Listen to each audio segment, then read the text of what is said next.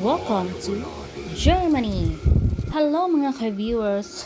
Andito na naman tayo ulit at ngayon mga ka-viewers ibabahagi ko sa inyo ang weather ngayon dito sa Germany. So nakikita nyo mga ka-viewers, yung puno ay nagda-dancing-dancing.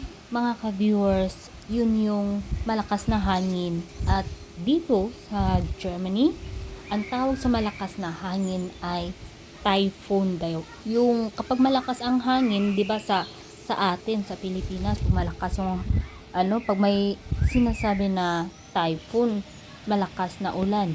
Dito sa Germany mga ka-viewers, walang malakas na ulan, kundi yung malakas talaga ay yung ihip ng hangin. Yan yung nakakatakot na baka yung puno magiba at yun nga nakikita niyo mga ka-viewers, sobrang lakas ng ng hangin. At kung pakikinggan niyo yung tunog ng hangin, parang nakakatakot. Kasi parang parang ganun yung tunog ng hangin. At yun nga nakakatakot lang tingnan kapag makikita mo yung puno na parang mababali yung mabali yung sanga. Ang kagandahan lang mga ka-viewers ay matibay yung puno at sana hindi ito matumba. At naku, pag natumba ito mga ka-viewers, isang malaking problema talaga kasi may mga bahay at sobrang mahal pa naman ng pagpaparenovate ng bahay kapag natamaan talaga ng puno. At saka ang kagandahan lang dito mga ka-viewers, kapag may disasters na mangyayari, kailangan talaga na meron kayong insurance ang tawag doon. So mga ganun mga ka-viewers, 'di ba nakakatakot yung hangin.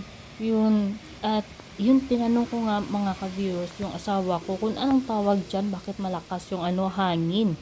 Sabi daw ng asawa ko mga ka-viewers, yan daw yung typhoon.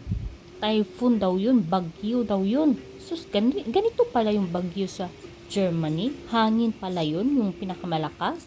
At yun nga, naisipan kong videohan at ibahagi sa inyo kung ano nga ba yung bagyo dito sa Germany.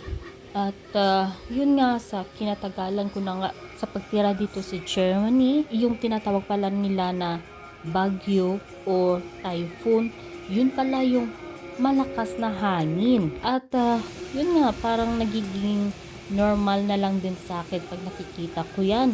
At ang ginagawa ko mga ka-viewers, sinasara ko na lang yung bintana at syempre ako naman binibidyuhan ko kasi very interesting talaga. Ano nga ba yung magiging kasunod kapag ganun ang mangyayari? So yun nga yung ginawa ko mga ka-viewers. O diba mga ka-viewers, very interesting kung ano nga ba yung bagyo dito sa Germany. Akalain nyo nga naman diba, dito sa Germany meron palang typhoon, hindi lang ulan kundi isang malakas na hangin. Kapag sa Pilipinas ay ordinaryo lamang yan. I hope na sa videos na ito mga ka-viewers ay marami kayong natutunan at marami pang mga discovery ang inyong makikita. And of course mga ka-viewers, huwag nyo na rin kalimutan mag-likes, comment, subscribe, and share sa video ko. Thank you!